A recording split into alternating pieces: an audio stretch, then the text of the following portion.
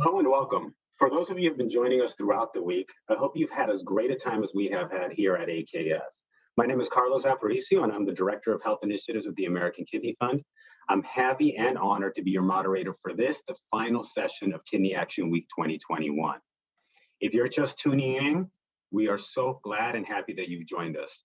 Throughout the week, we've had the opportunity and been able to hear from top nephrologists, doctors, dietitians, patients, caregivers, and others who provided us tools and resources so we can live our healthiest lives. This session will be no different, as we'll be talking about kidney disease and mental health. Before I proceed, though, I'd like to take a moment to thank our sponsor. This session is made possible thanks to the generous support from Otsuka America Pharmaceutical, Inc. We're incredibly grateful for their support of this session, Kidney Action Week, and AKF's continued efforts in advocacy and education. Now, if you have kidney disease and have experienced feelings of stress, depression, and anxiety, you are not alone.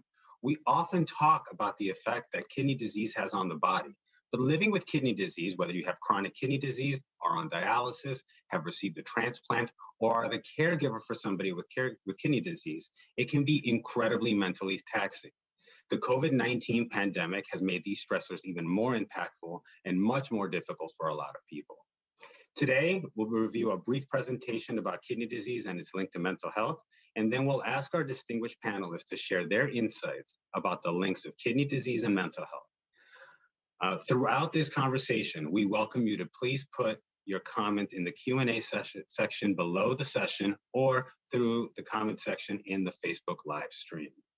I'd like to welcome our guests who are here to talk about what patients and caregivers can do to maintain their mental health while living with kidney disease. First up is Dr. Daniel Cukor, the Director of Behavioral Health at the Rogosin Institute, a kidney treatment and research institute in New York City. He received his Ph.D. in clinical health psychology from the Fairclough Graduate School. His research and clinical focus has been on psychosocial issues relevant to patients with end-stage renal disease, and he has done novel work developing and testing treatments for depression, insomnia, pain, adherence, and anxiety for people with renal failure.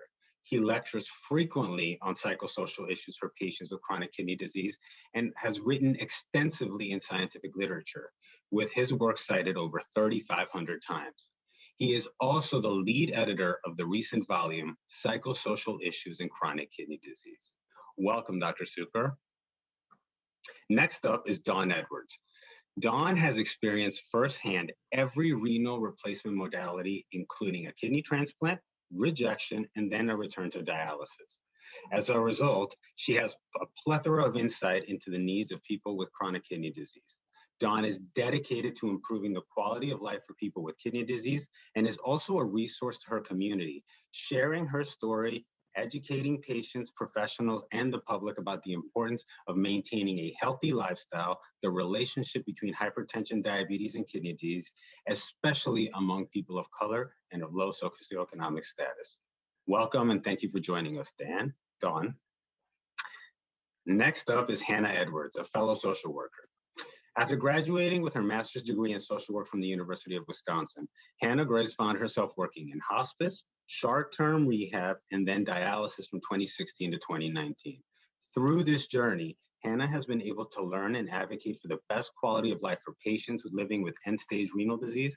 Now, Hannah has the greatest opportunity of all, serving with a talented and dedicated professionals at the Piedmont Transplant Institute, offering second chances to patients through transplant and other assistance.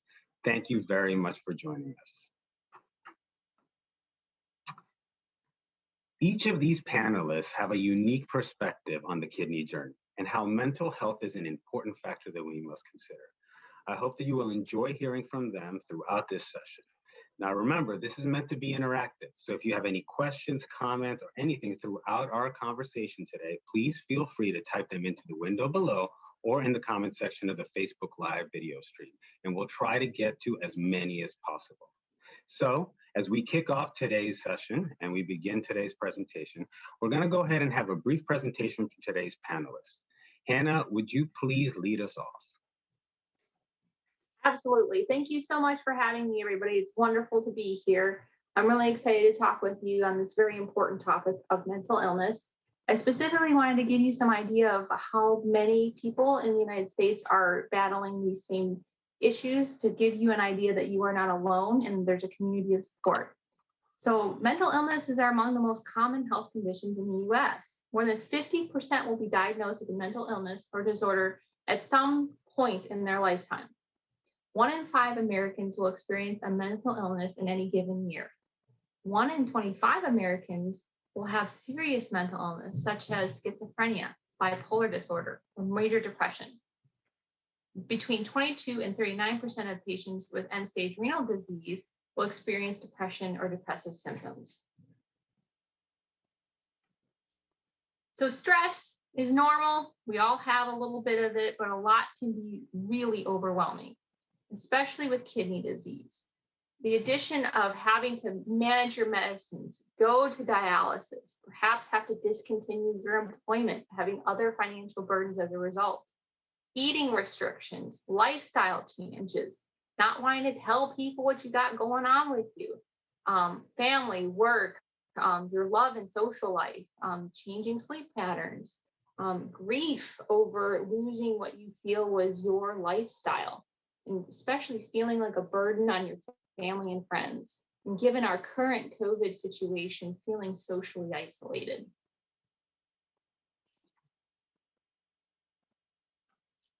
Thank you very much. Dr. Cukor?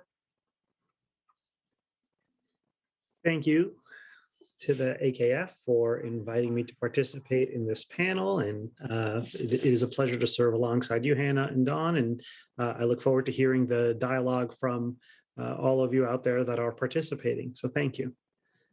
Next slide.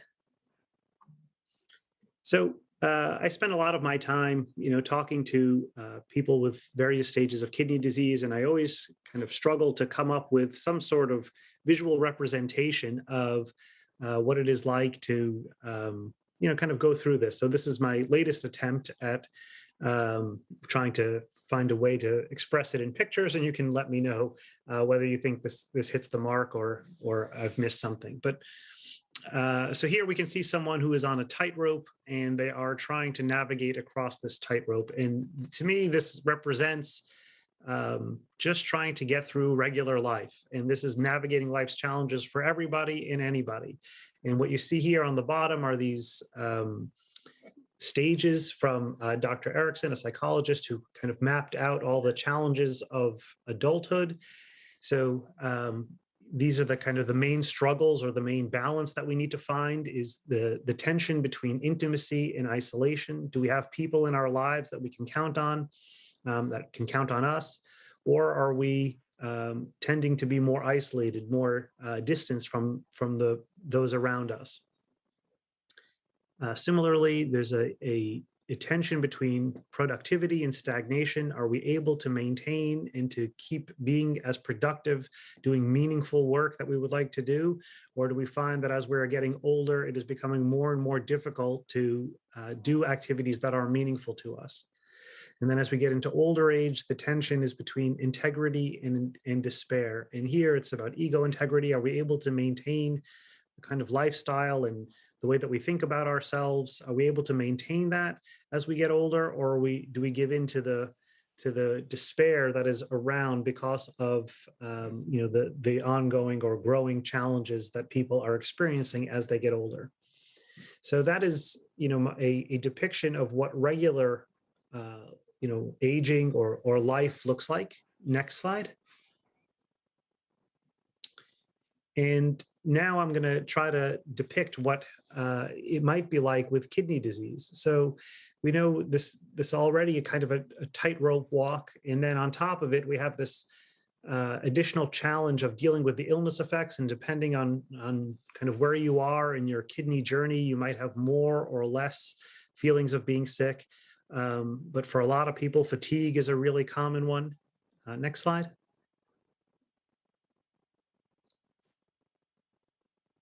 So you can see I've kind of depicted that by not only is this person trying to navigate this tightrope, but they have an additional weight on the end of their stick just to make it all that much more difficult. Next slide. And here, an additional challenge that we can see is the person has, changes in their family situation or in their social functioning, again, depending on your stage or where you are with your kidney disease journey, this may be more or less true, but, there are often changes to the family dynamics, the things, that we've become a patient and that's not how we've expected to be, or we've grown older in other ways and have different challenges. And that can certainly upset the balance at home or cause for a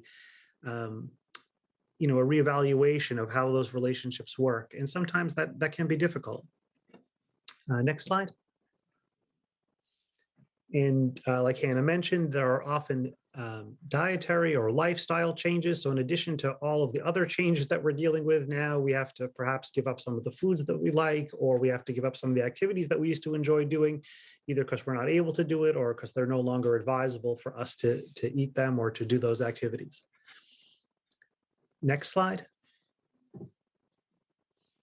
And then worry about the future. And we'll come back and talk about worry in a little bit. But as Hannah said, anxiety and worry are pretty common reactions to stress, especially when you are navigating a chronic condition. Don't know what the future exactly is going to hold for you, both in terms of your health and in terms of your ability to cope with the challenges that are there. So there is an existential worry that people have, which is, pretty part and parcel of having a chronic condition. Next slide. And for a lot of people, there's changes in their work status, which may introduce certain financial pressure, or at least the plan that they had for themselves, for their financial adulthood might be disrupted by their illness. And that's not true for everyone, but it is true for some people. And it can add kind of another element of challenge. Next slide. And then, for people that are getting treatment for their kidney disease, the treatment itself might have some side effects. The medications that you're being prescribed probably have some side effects. So, again, an additional challenge. And I think the picture here is, of this person trying to navigate life, which is already pretty challenging, now having all these additional weights and challenges on top of them. And this is the kind of the mental image that I have in mind as I talk to people who are telling me about their struggles as they are trying to do the best they can moving forward in their journey. This is what I try to keep in mind in terms of like how difficult it is to really navigate all the regular parts of life, plus all the additional challenges of dealing with a chronic condition. Next slide. So then comes COVID-19. So life has been pretty challenging, up until this point. And I guess up until 2 years ago, this is kind of where the depiction would end.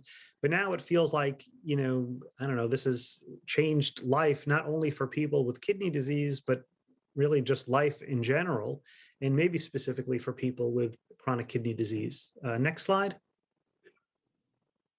So the best way that I can kind of think about portraying that, and I don't know if my graphic here does it justice, but the idea is that the very rope that we're walking on is now swinging back and forth, right? We are unsure about, how to navigate these steps, how to take these steps forward, because there's just so much which is unknown.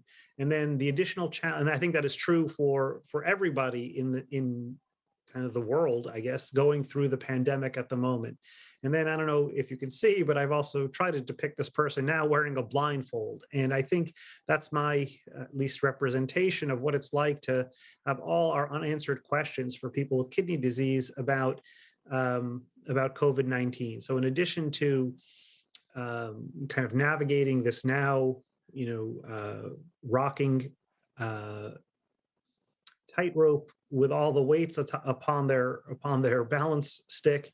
In addition, now they also have just a lot of questions about what the future is going to hold. What's wise for them? Is it wise to, how aggressive do they need to be about their social distancing, about vaccines, booster vaccines, all the questions that, everyone is kind of thinking through together.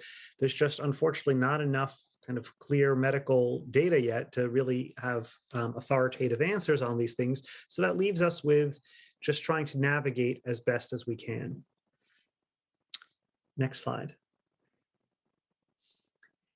So this is kind of a summary of some of the pretty common conditions that people with renal failure or kidney failure report having. And what's kind of amazing and interesting is that this is relatively similar list that you will see from all different surveys that are done in all different countries, almost independent of the type of dialysis that they have or the type of healthcare that they have available in those countries. These are the issues, the psychosocial issues that are really most common. And I think clearly depression is one that gets a lot of discussion and a lot of thought, and it certainly makes sense. It's a major concern for people that are facing a chronic condition, chronic kidney disease. One way of thinking about depression is a loss of hope. And, when you have a disease that has been termed end stage, it is kind of unfortunately implicit in the name that it is not a very hopeful state for a lot of people, which is not really true. But, for a lot of people, they just kind of take it that way. They say, oh, this is my life and there's nothing that I can do to make it any better. And that's pretty depressing. Anxiety, a lot of people, like we said, kind of have existential worry about the future. And we're going to come back and talk about depression and anxiety in a moment. But the other issues that people deal with on a regular basis are fatigue, just a sense of, I think the term that is most often used is washed out, just feeling totally exhausted from either a complication of kidney disease or the treatment for kidney disease or the medication, as I said before. But, tiredness is a real problem. Pain is an issue in dialysis patients, which is just becoming, I think, kind of taking center stage in the scientific community, understanding about all the different types of pain that people might have and how dialysis and its treatment, end-stage renal disease and its dialysis treatment might play in or exacerbate some of the pain conditions that people have. Similarly, insomnia is a major challenge for people. How getting a good night's sleep is really difficult. We're doing a clinical study now and trying to get people to get a better night's sleep, to get over their insomnia or to work through their insomnia. And it is certainly challenging, but we are most kind of struck by the enthusiasm that people have to participate in the trial, about how, they've struggled for so long trying to get a good night's sleep.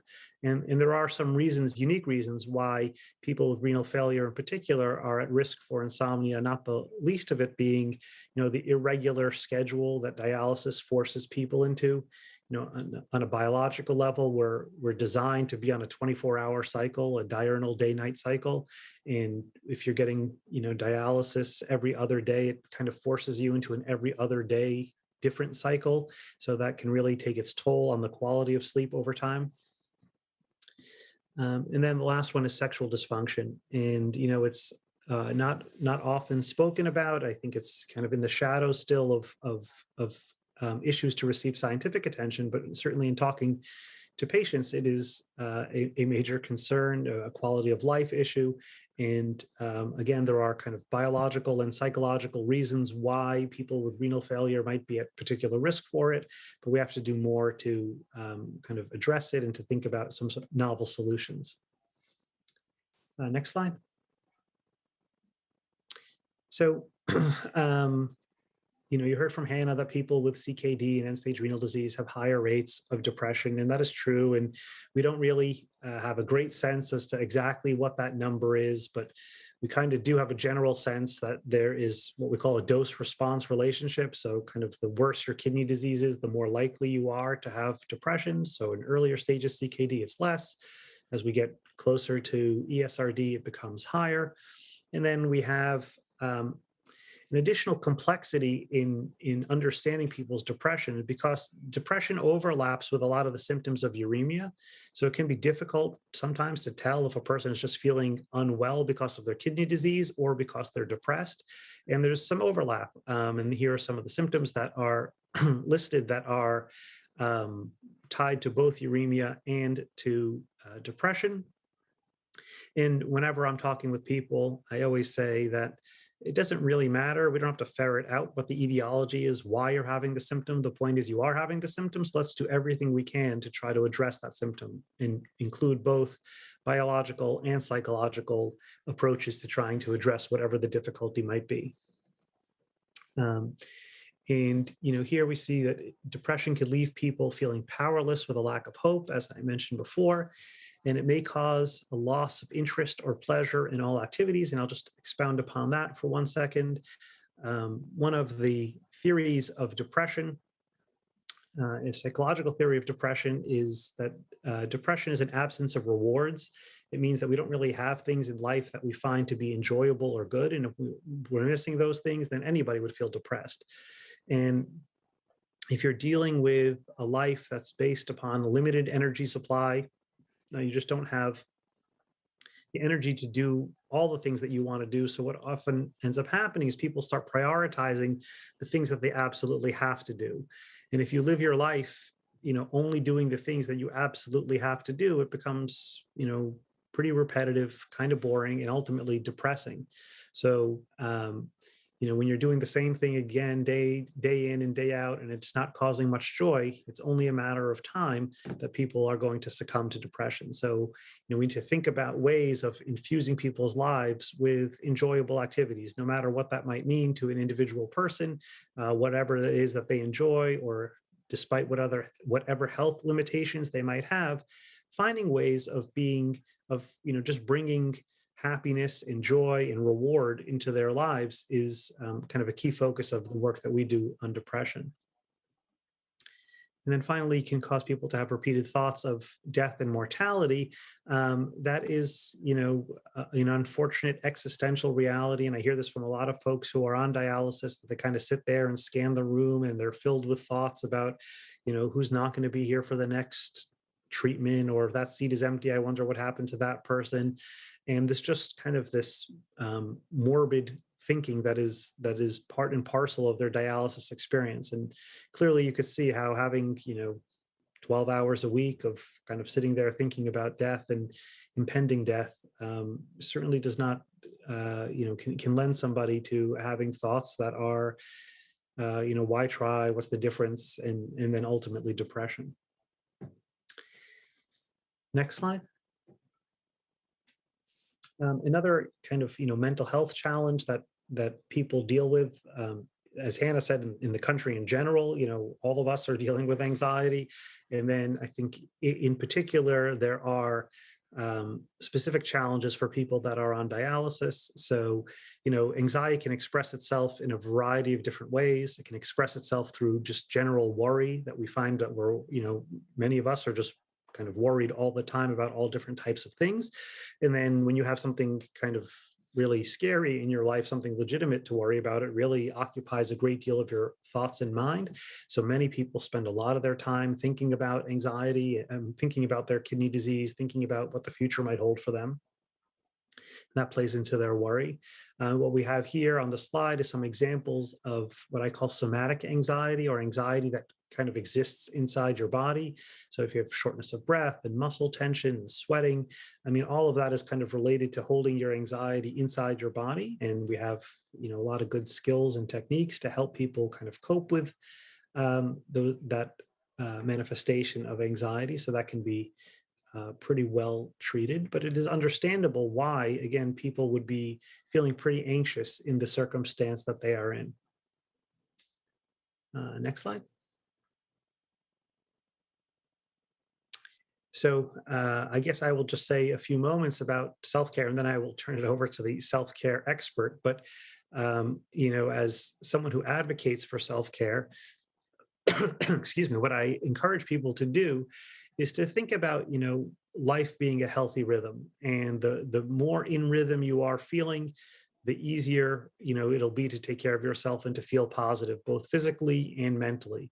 And the more kind of erratic your lifestyle is, the less in rhythm you are, just the more challenging it is. So kind of the three primary things that I encourage people to really think about and put effort into is to eating right, exercising regularly, and sleeping right. And sometimes those are easy to say and really hard to do, but those are really worth the effort in terms of kind of getting yourself in a situation where you can maximize your chances of feeling good, both mentally and physically. And then I also encourage people to really be proactive in thinking about their mental health, both their mood, if they're feeling depressed or anxiety. It doesn't need to be a part of the treatment experience. You can get help. You can lean on the people who are already there, who are available to you. And if there are not people who are available to you already in your network, then go out of your network and find some folks who are either professionals or volunteers that are kind of there and willing to help people go through that journey. Thanks. Thank you very much, Dr. Cukor. I'm going to turn it over to the expert that you were mentioning. So on to Dawn Edwards.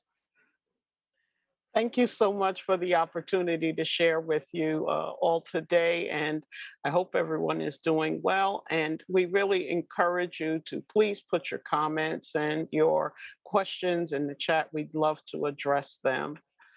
So I just want to talk to you about a couple of things that we need to be conscious of as patients. One of the things that I've noticed during the course of the years that I've been on my kidney journey, which is actually 30 years this year, is that patients have a tendency to get frustrated with the changes that they have to adapt to. So much so that sometimes we just give in and we become dependent. And that doesn't have to be the case. You know, there are so many people in our lives now that we have been diagnosed with kidney disease, or now that we know that we have kidney disease. There's so many people in our lives now that we can go to help us to fulfill our goals, to make our lives more meaningful. We simply have to identify who those people are and what it is that their role can be in helping us to get where we want to be. Those people are here to help us, and by using their services and their expertise, we can reinvent ourselves into the people that we want to be.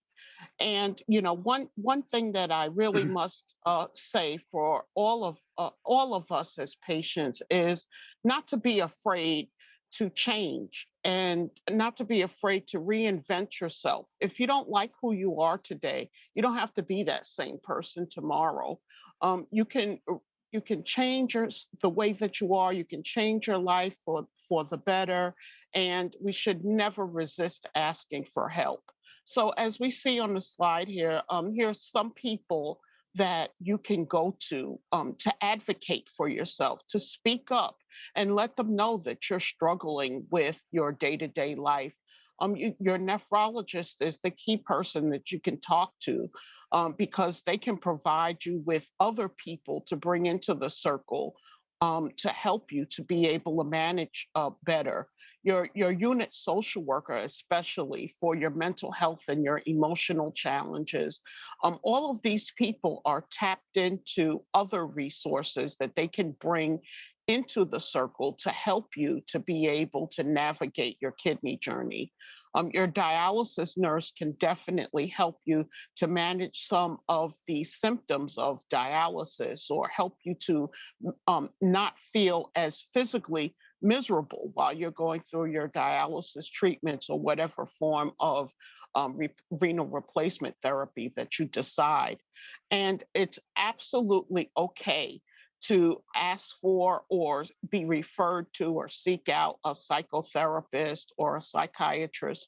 I know it's made a huge difference in me, in the way that I view my life with kidney disease. It's helped me to overcome some of the challenges. Dr. Cukor had a great visual of that walking on the tightrope with the weights. The only thing that I would add to that visual is falling off the tightrope. And I can say personally that I've fallen off a couple of times. And these are some of the people that I've had to go to for help to get back on and to be able to navigate through my journey. The support group facilitators, it's always good to be able to express your feelings in a group with people that feel the same way as you do. So you don't feel like you're the only one that feels that way. And your dialysis center staff, these are people that we grow to depend on. They're like our extended family members. Don't be afraid to share with them when you're having some feelings or you're just not up to yourself, because sometimes they can help you to notice things that you don't notice yourself. As well as after hours teams. There are places that you can call, 24-hour assistance lines, and so many other people who are involved in the managing of our care, our cardiologists. Some of us go to the foot doctor. I mean, just anybody. Just the point is to reach out, speak up, and advocate for yourself. Next slide, please. Self-advocacy is a huge part of achieving wellness and living your best life. That's one of the things that I discovered not immediately. It took me 3.5 years and deciding to withdraw from dialysis before I discovered that there was something that I could do to make my life better, that there were steps that I could take. And when I realized those things, I became empowered and I started to advocate for myself. I had a better sense of self. So being an informed and empowered patient is really a great feeling. You know, it puts you back in control. And it makes you the most important part of the care team. When you take care of yourself, no matter what treatment option you decide is best for you, you become the leader in that care. And when you do that, you share what you've learned with other patients and other people that might be struggling. You know, if we all work together, we can build a society of really informed and empowered kidney patients with a really strong voice. So advocating for yourself can be, it can be shown in things like going to your appointments, going to all of your appointments and write down your questions. You know, we don't ask enough questions. If we have the knowledge of how to best take care of ourselves or some of the things that we can expect, you know, we can be prepared for what lies ahead and we can kind of put the cushions down before we fall. So it's always important to make sure that you ask the necessary questions so that you can be informed and engaged and empowered. And if you don't really like or understand what you're getting, the information that you're getting from a specific provider, always consider a second opinion about your diagnosis or your treatment plan. And certainly, if you aren't satisfied with the care that you are receiving, you speak up about that and get somebody else. You know, it's really important that you're able to have a good dialogue and to feel comfortable expressing your feelings and your concerns with your care team. You absolutely should not be afraid to ask for help and for resources. If your social worker doesn't have time or doesn't isn't around enough, then when you do get an opportunity to speak to your doctor or your social worker, ask them for outside resources or someone else that what might be able to help you and give you the time that you need to overcome your challenges. We face a whole lot of challenges, financial challenges, of course. Some of us, you know, had to stop working because of kidney disease. And the people in your kidney care team may know of resources that can help you to be able to reinvent yourself. I couldn't continue my work at the post office, but I was able to reinvent myself and become an advocate. And now, through that work in advocacy, I've been able to supplement my income. They can help you with support groups or other resources for speaking up and speaking out and talking to people who are going through the same thing as you.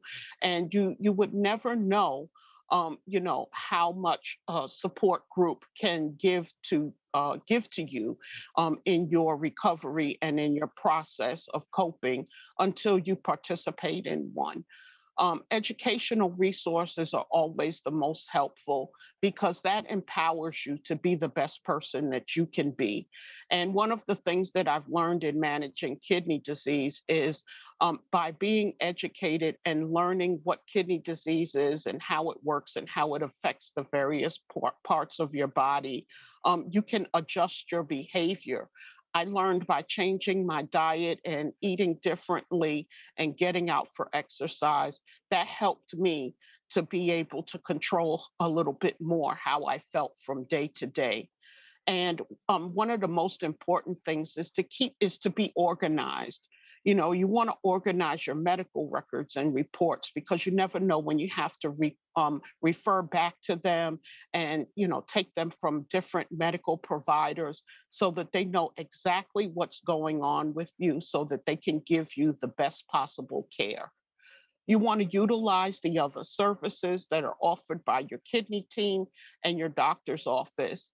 Sometimes we just go to the doctor, we spend that 15 minutes, and then we walk out and we feel just as confused as when we walked in. And it shouldn't be that way. We want to make sure that we're utilizing everything that's available to us so that we can pick the right things that fit into our lifestyle and we can get the assistance that we need to live our best lives. And one of the things that's really helped me to not focus on myself and how I'm feeling all the time or the challenges that I'm going through is getting involved. Getting involved in things in your community. Maybe it's not kidney disease. Maybe you're tired of kidney disease and you want to talk about something else or get involved in something else. Get involved in advocacy programs, volunteer, and do things that make you happy. And don't make kidney disease the focus of your life if you choose to do something else. So thank you so much. And we're going to move on to the next slide. Thank you very much, Dawn. I feel like I go into battle with you any day of the week after that. We're going to turn it over to Hannah real quick as she takes us through one last slide, and then we'll get to everybody's questions and answers. We've got a few coming in, and I'll make sure that we address those as soon as we get through this next slide. So, Hannah? Thank you so much. Oh, Ms. Dawn, I wish I could keep a little pocket version of you all with me all the time, and I could set you out and you could just say all that all over again. It was absolutely wonderful. Thank you so much. Just to kind of reiterate what Ms. Dawn was saying, I just want to really emphasize the importance of communication. We as a species are horrible communicators as a rule. We just assume that someone should understand how you're feeling based on the data that they're supposed to know about you. And I always share with my patients, there's nothing on you that would lead me to believe that you have something wrong with your kidneys. There's nothing tattooed on your forehead. There's no real marks unless someone were to see where your fistula was placed or where your PD catheter was. So no one can really know what's going on with you. So we are not mind readers, unfortunately. So really, really want to communicate. I am a social worker. I served as a dialysis social worker before my time in transplant. And I must say that it's so much more work trying to get someone to talk to me than to just sit down and be an ear and be able to help find resources. So I just really want to emphasize communication as such an important part. And you don't have to say all the right things or pick all the right words, but just the really importance of how are you? When someone asks you, how are you? How are you? Are you really good?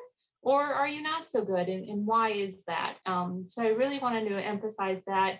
Your dialysis social worker and your nephrologist are two of those people in your direct line of sight who can be those people for you. But there's also counseling resources everywhere. And I really encourage you, as Ms. Dawn says, kind of finding someone to be your provider is kind of like trying to find the love of your life. It's not always love at first sight or a match made in heaven right away. Sometimes you have to do a little work to find someone who matches with you. So I really encourage you to please don't give up if you said something to someone once and they didn't respond how you hoped they would, and now you're completely turned off to talking to anybody ever.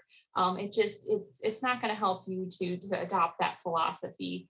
I really encourage you. Sometimes our families are so well intentioned, but they can say some kind of things that really more hurt your feelings than are helpful. And it's because they don't know what to say and they don't know what to do. They just want to fix it for you, right? Everybody wants to make it better and that it's not such a big deal. Well, it is a big deal, and it's okay that it's a big deal. So I encourage you to let your family off the hook if maybe they don't say or do the right things, but please don't let that stop you from sharing what you're going through with them, because there's no way for them to know unless you tell them. And that puts a lot of burden on you, of course, having to be the one to explain how you're feeling, which is just kind of blah. But they wouldn't know without you doing that. So I really encourage you to keep working on that. Staying active, Ms. Dawn mentioned it. I know so many people report after dialysis, they just want to go home and crawl into bed, which maybe that's part of the routine that works best for you. But I encourage you to get out of bed at some point and not just stay there until your next dialysis treatment. Because although that may feel good initially, what it's doing is just creating this vicious cycle of I go to dialysis, I go to bed, and then I enjoy again. And that's not the point. The reason why you're on dialysis is it's a life-sustaining treatment. You want to sustain your life. You're choosing to go to dialysis so that you can continue doing and living the life that you hopefully love. And if you don't love it, reanalyze. Why not? What is it about what's happening and what can we do to help? Finding hobbies. Do you remember when you used to enjoy, going out and doing things? Well, we can't really do much of that right now. So how can you reinvent that? Join a support network. I hope through this week, if you've attended or if at least listening to this now, that you're discovering that there are people like Miss Dawn in the world, and they're out there and they're part of advocacy networks such as the American Kidney Fund, the National Kidney Foundation, your own local dialysis center, your community, your local transplant center. There's so many things that you just don't know until you start poking around. Really being your biggest champion, that you don't tear yourself down or blame yourself or give yourself some kind of a negative messaging over and over and over that this is your fault or that you did something to deserve this. That's silliness at this point. You have to be your best friend and your biggest champion and your biggest advocate. So positive self-talk and encouragement. Pick yourself up. It doesn't have to be all day, every day, but just keep going with your positivity.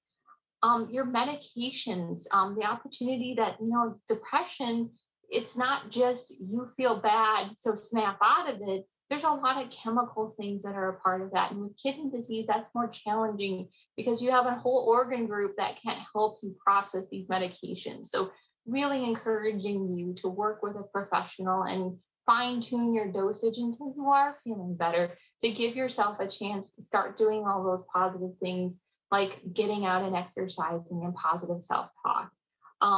Self-harm and suicide, those are big red flags for you. If those are persistent thoughts, I mean, every now and then we all have a bad moment and consider what if, but if you're lingering and if you're staying there and you're in this dark, deep hole, there are so many wonderful services that can help you find your light again.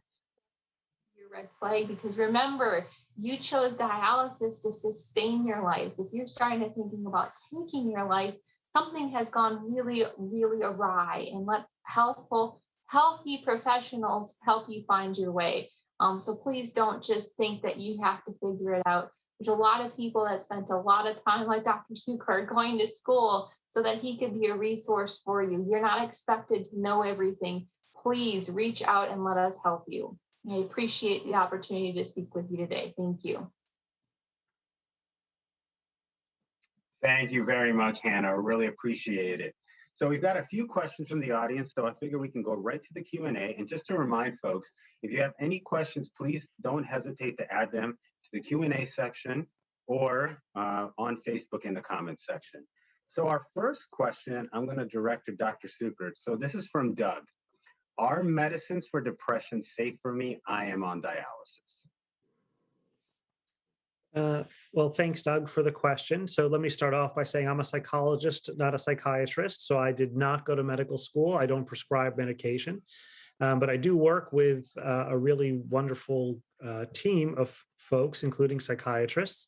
And I would say that the general answer to that question is yes, they are safe. The category or the type of medications that are most typically prescribed for depression are not metabolized in the kidneys, so they really don't require much adjustment for people that are on dialysis. Bipolar depression is perhaps different, but for just what we call unipolar depression or just regular depression, people feeling down, most of the medications that we have that are available to people in the general kind of medical community are available to people with end-stage renal disease.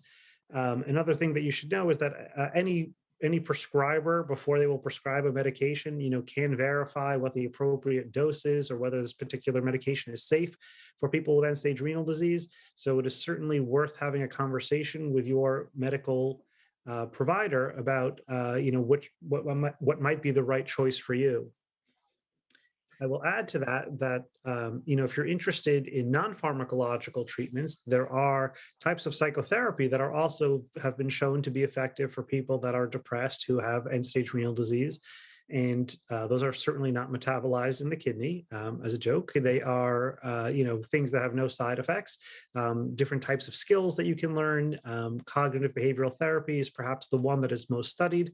The challenge is finding a practitioner who is familiar with how to do that kind of work. But I would say one of the positives that has come out of COVID is that there is a an acceptance or a tolerance of telehealth. So it is a bit easier perhaps to find a mental health provider that can work with you remotely, and you can expand your network of practitioners to perhaps finding someone that is skilled in cognitive behavioral therapy. Thank you very much, Dr. Cukor. Really appreciate that answer. And it's actually a really nice prompt to remind everybody to be a self-advocate and to speak to your physicians, to speak to the people in your network, just to make sure that you get information that is specific to your individual care. We do have another question here from Gina, and I'm going to direct this one at Hannah. I want counseling, so I looked online for a therapist. There were so many listed, I didn't even know where to start. What should I do, and where can I look for a counselor? And as a follow-up, what should I look for in a counselor? That is such a great question. I know it's really overwhelming. So the whole idea is that it's supposed to be encouraging that you have choices, right? That you don't have to go to one person who may or may not fit your criteria. And it sounds like you're very open to a counseling relationship, which is the first huge step. So congratulations on meeting that mark. And so some of the things that I kind of encourage folks to look for is, are you more comfortable talking with someone who identifies as the same gender as you do? Does that not matter to you? How about ethnic background? Does that matter?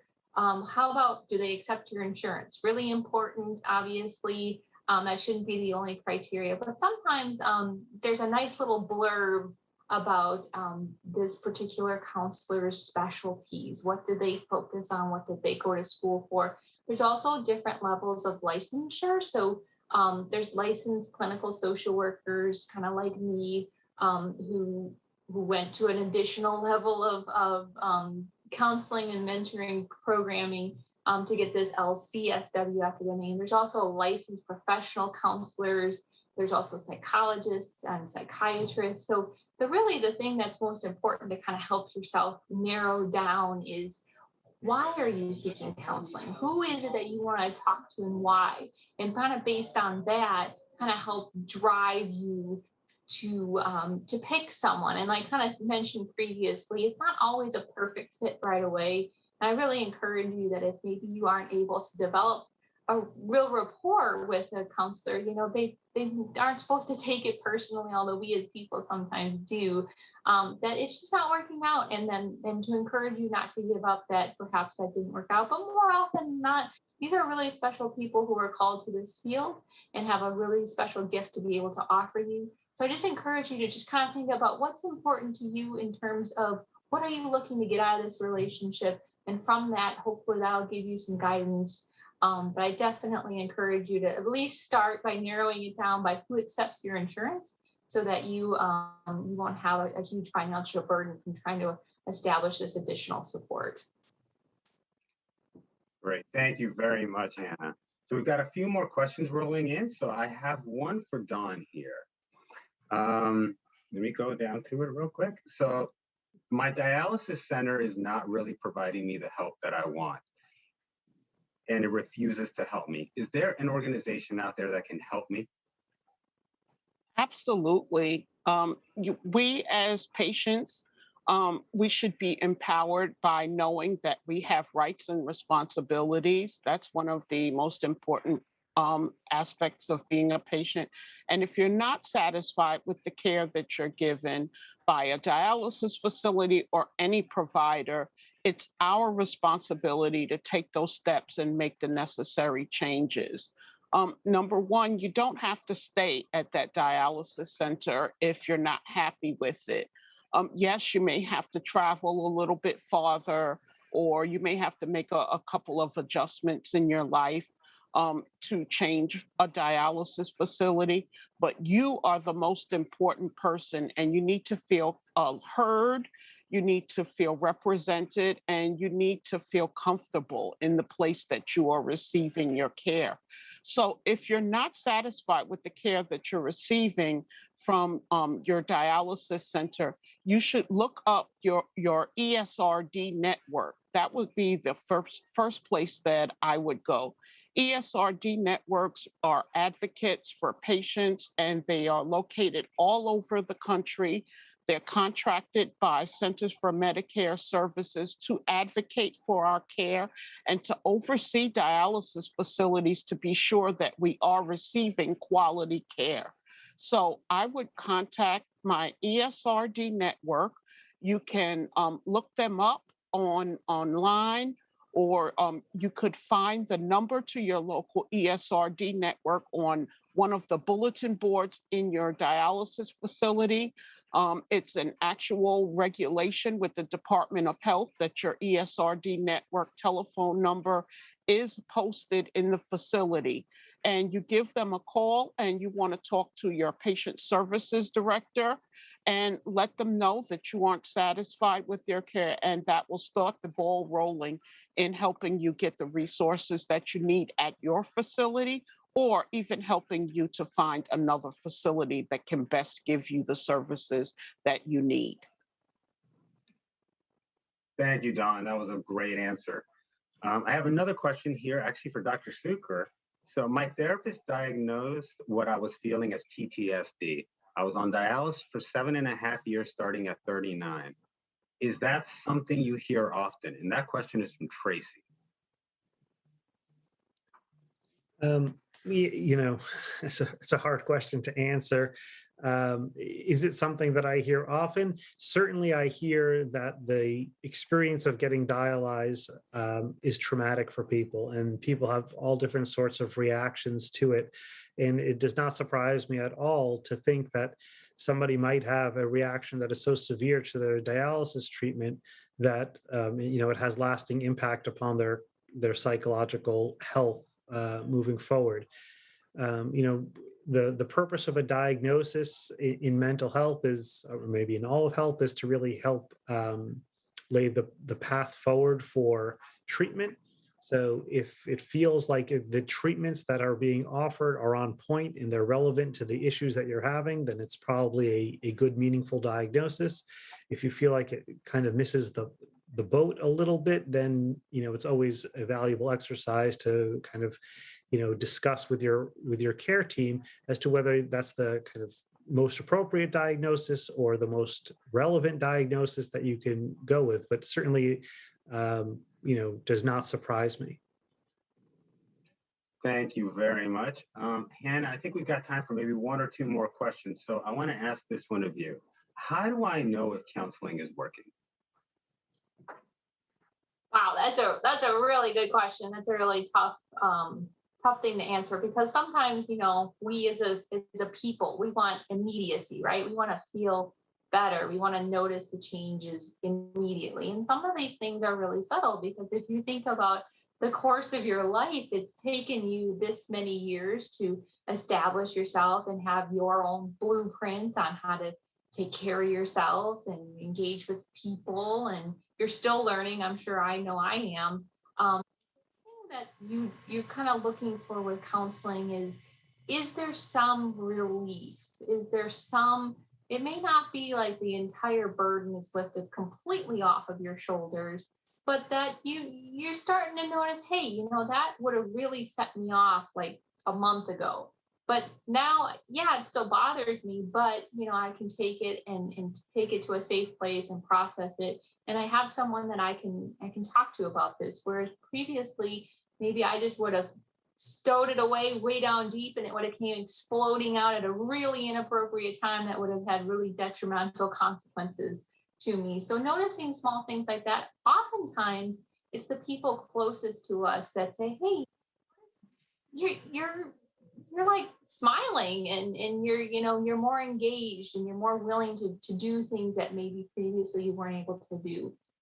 So some of those things are really subtle and maybe you don't have that mirror to look into all of that and see, but I think that you would start to feel some of those things. And although things aren't perfect and they may not go back to the way they were before you had to start dialysis and you knew about your kidney disease, what you're hoping with your counseling relationship is that you're getting some more tools for your toolbox and that you feel a little more prepared day to day. And then at the very least that you know that you have some time set aside with someone who is completely dedicated to helping you process your life and has no ulterior motives. And so some of our friends and family may not be able to separate their needs from yours. So that's really important to see. And if you really aren't seeing any of those things, I kind of mentioned before that it's really important to be thoughtful about maybe that this just isn't the right counselor for me and to not give up and to give it a try. But hopefully you are seeing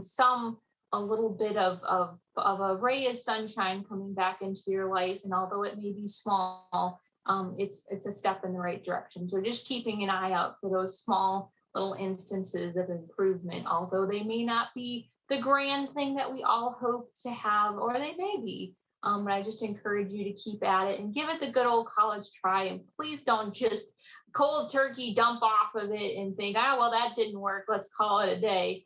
Give it a good shot to give you some peace and relief. Thank you, Hannah. I think that's a great way to tell folks that mental health is really a journey, and you really got to take your time with it, and you have to kind of give therapy a chance. But it also, your mention about family kind of leads us well into one last question that I want to pose to Dawn. You've done so much work in advocacy, and you've done so much work in trying to help people with wellness. Is there some advice that you would provide to individuals with kidney disease about how to talk to their families, to their social networks, so that they have a better understanding of the challenges and the stresses that are associated with kidney disease? Absolutely. There are a couple of things that are really important to convey to family members and people in your community that really want to help you. And especially those caregivers, because they're invested in you being the healthiest and you being well and having a good quality of life. One of the things that I would say is to talk to those people, talk to the people around you, and let them know exactly what you're feeling. Be honest. If you feel good today, let's say I feel good today, but 5 hours from now, you may not feel so good. So it's important to be able to say that. And to the caregivers and the people that are that are in our lives, I would say to listen to the signals that your loved one is giving. I would also say for us patients, it's difficult to ask for help because we want to be independent. But there are times when walking on that tightrope with the blindfold on can get really challenging, and you may need that safety net. So ask for help. It's okay. It doesn't make you any less of a person. And to the caregivers and the people in your care community, be that safety net, but don't give up your own life. You know, they have that saying on the airplane, every time we get ready to fly, they say that if we lose cabin pressure, put your mask on first before you help somebody else. So we all have to be responsible for taking care of ourselves and before we can help somebody else. And that goes for patients as well as caregivers. We have to be honest with one another. We have to be open to communicate, and we also have to be willing to listen. And that's why we have two ears and one mouth. We're supposed to listen more than we talk. So that communication piece it can't be overstated. And to all of my fellow patients, just be honest about how you're feeling so that people can really understand what it is that we're going through. Thank you very much, Dawn. And as we kind of wrap up, I'd like to ask Hannah if she'd be willing to take us through some of our key takeaways for the audience today. Absolutely, be my pleasure. So I want to make sure that we've talked enough about communication, the importance of reaching out to both your personal and your professional networks, and know that it's okay to be selfish and to take care of yourself.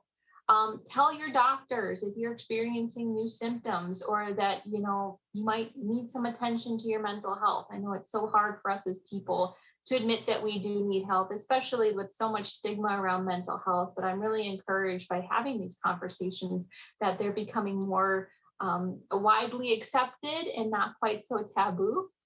Mental health sources are really everywhere. We all have the Google right down the street at your library if you don't have a smartphone in your possession, and they're everywhere, and they really are wonderful. So we're in a very important time in our technology and our developments that this is not for members only. Everybody has an opportunity for excellent mental health. Breaking down that stigma that I mentioned, I'm really excited that we're having these conversations. So ask for help, especially with kidney disease. It's a very specialized treatment regimen to keep you going, and not everybody understands that. Stress is intense and it's everywhere, and we can all make choices to decrease it and address it more properly. And really that whole being your best advocate, your best friend, keep your self-talk positive and encouraging, and know that, would you want to be your friend if you talk to yourself if you talk to others the way you talk to yourself? And sometimes that's a really harsh reality. So I really encourage you. You don't have to be sunshine and roses all the time, but please try to be positive and give yourself some grace. And I appreciate all of you being here today and wish you all the best moving forward. Thank you very much.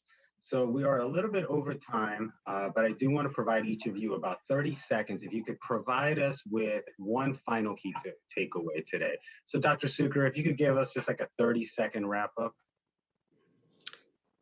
Sure. I would say that, going through a kidney disease journey is stressful, it is difficult, and it is bound to have some mental health blips along the ride. And, the person who is going to kind of navigate these challenges the best is the person that is going to get the help when they need it. So as I think we've been saying again and again today, if you feel like you're struggling and you need some help, reach out, don't hesitate. Thank you very much, Dr. Cukor. So I'm going to pass it over to Hannah real quick for 30 seconds. If you could give us the final takeaway from your perspective. Absolutely. Thank you so much again for the opportunity to be here with you. I really, really encourage you. There are so many wonderful, wonderful programs and support out there. It could be the person sitting in the dialysis chair next to you, for example. The American Kidney Fund is a wonderful resource, the National Kidney Foundation, as I mentioned, your dialysis center, your transplant center, your community resource center down the street. And the Google, not to emphasize Google enough, but just to say that there are resources out there to communicate. A closed mouth does not get fed, nor is anyone aware that you are in need if you are not speaking up. And I can't emphasize enough the importance of all the things Ms. Dawn has said about her personal experience and having to discover that for herself. And perhaps you can learn from us folks who've been here and Ms. Dawn, who's literally walked the walk, that there is so many good things ahead and so much positivity. So please tie a little knot in your rope and hang on and just swing with it, because there's a lot of good times ahead. So thank you again for the opportunity to be here with you today. Thank you very much. And of course, Dawn, can you give us the 30-second kind of your key takeaways? Sure. Kidney disease is a challenge, but it doesn't have to mean the end of your life. It's a struggle on a day-to-day basis, but we can find balance.